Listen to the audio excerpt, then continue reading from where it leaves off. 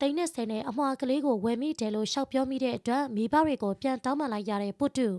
ကပရိုက်တာအလုပ်ကိုရိုသားဖြူစင်တဲ့စိတ်နဲ့လုပ်တယ်ဆိုပြီးပရိသတ်တွေကြားမှာချီးကျူးခံနေခဲ့ရတာပါဒါပေမဲ့လည်းလက်တလုံးမှာတော့ပုတုကအမွှာကလေးနှစ်ယောက်ရဲ့မိဘတွေနဲ့ပြဿနာတက်လို့နေတာပါနှလုံးရောဂါဖြစ်နေတဲ့အမွှာကလေးနှစ်ယောက်ရဲ့မိဘတွေကကလေးတွေကိုရောင်းမယ်လို့မီဒီယာတွေမှာပြောထားခဲ့တယ်ဒါကြောင့်မို့နောက်ရက်မှာပုတုကလည်းတကယ်သွားဝယ်ခဲ့ပြီးဆိုပြီးသူ့အကောင့်မှာတင်ထားခဲ့တာပါဒါပေမဲ့ကလေးတွေရဲ့မိဘတွေကမီဒီယာတွေကနေတဆင့်ကလေးကသူတို့လက်ထဲမှာရှိသလိုပုတုကိုလည်းသိန်း20နဲ့ရောင်းမယ်မလုပ်ဘူးဆိုပြီးပြန်ပြောလာခဲ့ပါတယ်မိဘတွေရဲ့စကားအရဆိုရင်ပုတုကဂျားထဲမှာနမဲကြီးချင်လို့ပွဲရှာသလိုဖြစ်နေခဲ့တာပါနှစ်ဖက်လုံးကလည်းသူတို့သာအမှန်လို့ပြောနေကြတဲ့အတွက်ဆိုရှယ်မီဒီယာပေါ်ကလူတွေကဘသူ့ကိုယုံရမလဲဖြစ်နေခဲ့ပါတယ်ဒါပေမဲ့ပြီးခဲ့တဲ့ရက်မှာတော့ပုတုကမီဒီယာတွေနဲ့အမွှာကလေးနှစ်ယောက်ရဲ့မိဘတွေကိုခေါ်ကတောင်းပန်လာခဲ့တာပါမိဘတွေဘက်ကတော့သူတို့မရောင်းမဲပုတုကရောင်းတယ်လို့တင်တဲ့အတွက်ဖြည့်ရှင်းစေချင်တာပါပုတုကလည်းကလေးမိဘတွေကပတ်စံမယူခဲ့ပဲသူကကူညီချင်းစိတ်နဲ့သွားကူညီခဲ့တာပါဒါအပြင်ဆိုရှယ်မီဒီယာမှာအတီးပြုတ်ချင်တဲ့အတွက်ရောင်းတယ်လို့သုံးနှုန်းမိသွားတာပါရောင်းတယ်လို့ပြောမိတဲ့အတွက်လည်းပုတုက